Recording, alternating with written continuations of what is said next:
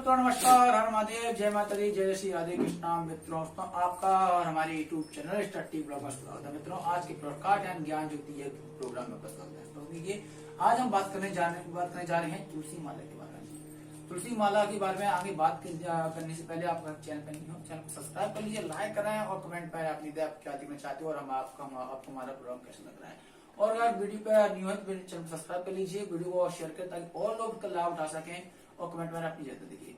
आज के बारे में बात करेंगे हम अपने गुरु जी से जानेंगे जी पंडित ब्रह्मपद जी गुरु जी के बारे में जानेंगे तुलसी माला हमें क्यों धारण करनी चाहिए, तुलसी माला धारण करने के क्या नियम है, तुलसी माला पहन के हम कहाँ नहीं जाना चाहिए, तुलसी माला कब हम धारण कर सकते हैं और तुलसी माला हमें क्यों पहननी चाहिए, इससे क्या होता है, तो जानेंगे इस प्रोग्राम पे। जाने तो बात करते हैं गुरु जी। नमस्कार गुरु जी, हर महादेव, जय माता जी। आप हमारी स्टोरी में बहुत धन्यवाद, आपका स्वागत है।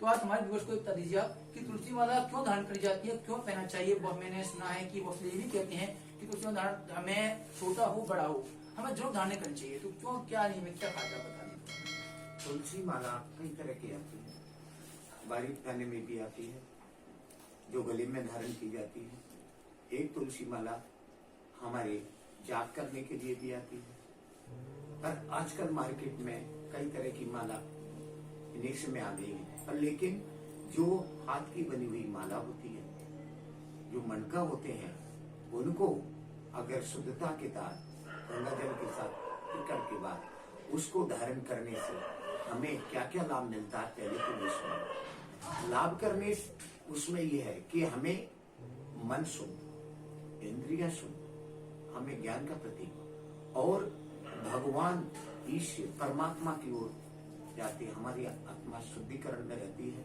और हमें एक पवित्र माला को धारण करने से हमें मन के अंदर ये रहता है कि हम उस भगवान के पवित्र विष्णु भगवान के शक्ति बिंदा शक्ति स्वरूप को हमने मन के अंदर धारण किया है। तो हमारा मन क्रम वचन हमेशा शुद्ध रहे और हम सत्य बोले, असत्य की ओर कभी ना जाए।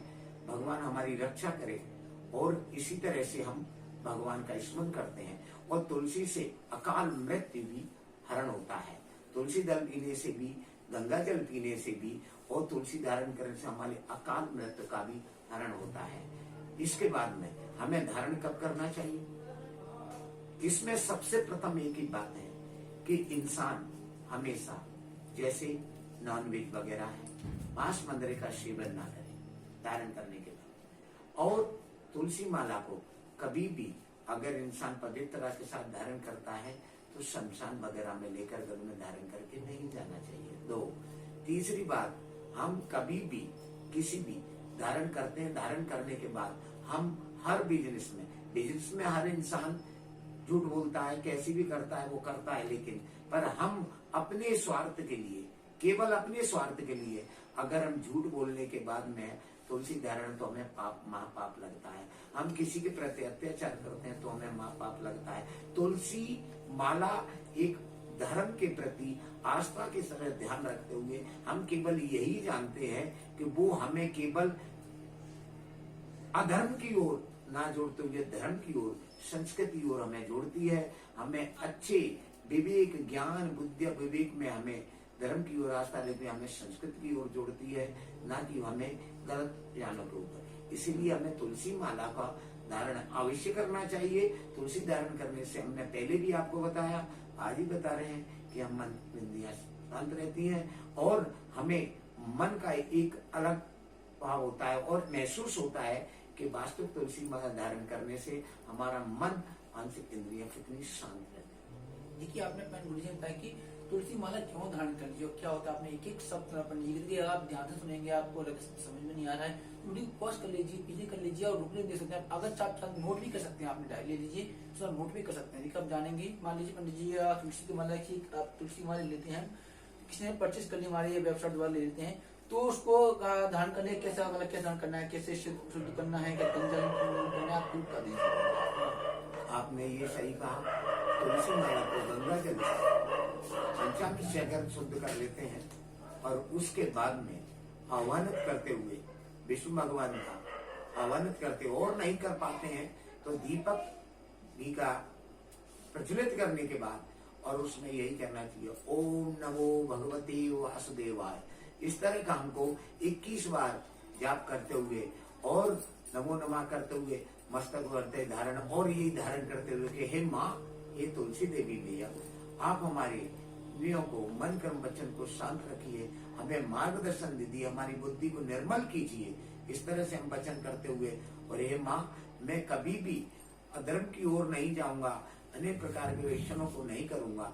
इस तरह से धारण करते हुए तो मन कर्म वचन से हमें माला का धारण करने से निश्चित ही हमें फल की प्राप्ति होती है। देखिए, तो आपने पंडित भाई कैसे धारण चाहिए, धारण करने की क्या प्रक्रिया है, क्या तरीका, अगर आप चाहते हैं आपको माला परचेज करना चाहते हैं, बिना चाहते हैं, आप पंडित जी पहले बोल देखिए आजकल मार्केट में बहुत तरह की तुलसी माला क्या करते हैं लोग, तुलसी की माला को बेचने के लिए करके बांस की बनाते हैं, वो निकलती है। पति का अगर चाहते हैं आप ओरिजिनल माल लेना चाहते हैं तो हमारी आपकी वेबसाइट आ रही है, नंबर आ रहा है, हमारा नंबर आ रहा है, हमें कॉल करें, व्हाट्सअप करें या वेबसाइट विजिट करें। आप वो हर माला मान लीजिए, आपको मार्केट में कुछ माला जो आपको बहुत ज्यादा प्राइस में मिलने वाली है, हमारे यहाँ और जो तुलसी माला बहुत कम प्राइस में आपको मिलेगी, क्योंकि हमारा जन कल्याण के लिए तुलसी माला बनाया गया, रुद्राक्ष की माला सबको पता है बनाया गया है। तो मैं एक सवाल मेरे अंदर आराम से पूछ लेता हूँ, तो मुझे बताया गया है कि कहते हैं कि तुलसी माला का प्रयोग शिव जी की पूजा में नहीं करना चाहिए, इससे क्या ऐसा मतलब क्या शक्ति है, क्या क्यों नहीं करनी चाहिए? तो हाँ, वो आपने ये कहा है, सबसे बड़ी बात है तुलसी के दिन तुलसी के माला को अर्पण करें, क्योंकि माँ विष्णु का शक्ति स्वरूप है।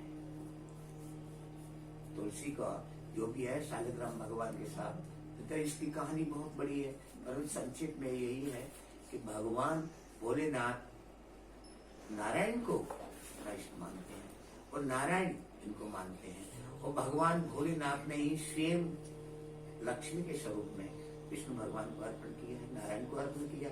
इसी तरह से हमने वृंदा जो तुलसी है उनको भगवान विष्णु को अर्पण किया है, विष्णु का, तो उनको अर्पण करने के बाद वो अपने इष्ट हो, तो उन्हें वो अपने तुलसी धारण का निषेध है, हमें पाप का भागी बनना पड़ता है, इसीलिए तुलसी हमको अर्पण नहीं करना चाहिए। लेकिन मैंने आपको पहले भी बताया, आज भी बताता हूँ कि हमें कोई भी कार्य करने से पहले धर्म की परिभाषा हमें ये सिखाती है कि जन्म से लेके अंत समय तक हमें 5 चीज का निषेध है। कौन कौन से? प्रथम बात यही है कि हमें अपने माता पिता, सबसे प्रथम हमारी माँ गुरु होती है, माँ का सम्मान करें, पिता का सम्मान करें। द्वितीय, हम गुरु का सम्मान करें। तृतीय, हम जिस इष्ट देव देवता को मानते हैं उनका श्रद्धा भाव मन कर्म वचन से आह्वान करें। चतुर्थ, गौ का सम्मान करें।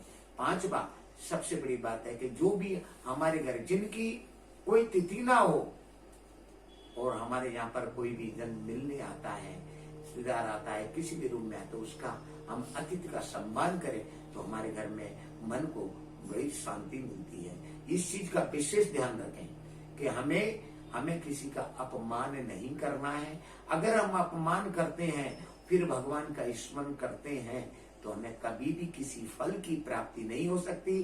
चाहे हम किसी भी देवी देवता का आह्वान कर ले, हमें कोई भी फल की प्राप्ति होती नहीं हो सकती। हमें इसीलिए सबसे प्रथम इन 5 का ध्यान अवश्य करना चाहिए, इनका सम्मान अवश्य करना।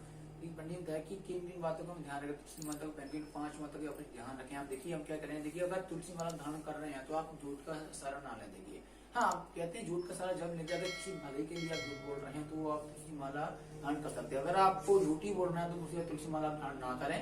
और विजिट करने लेना है तो आपके लिस्ट में हमारा व्हाट्सएप नंबर आ रहा है, मैं कॉल करता आपको मिल जाएगी। और आज की तुलसी माला के प्रोग्राम इतना ही। दोस्तों अगले बात करेंगे 2 राशियों के बारे में बात करेंगे और जानेंगे रुद्राक्ष के बारे में, माला की बात करेंगे, रुद्राक्ष माला को क्यों धारण करनी चाहिए, क्यों पहननी चाहिए। तो आज के लिए इतना ही। अगर चैनल पर नहीं हो चैनल को सब्सक्राइब कर, लाइक कमेंट शेयर वीडियो करो। और आज के लिए इतना, धन्यवाद। गुरु जी आप हमारी स्टोरी में बहुत धन्यवाद।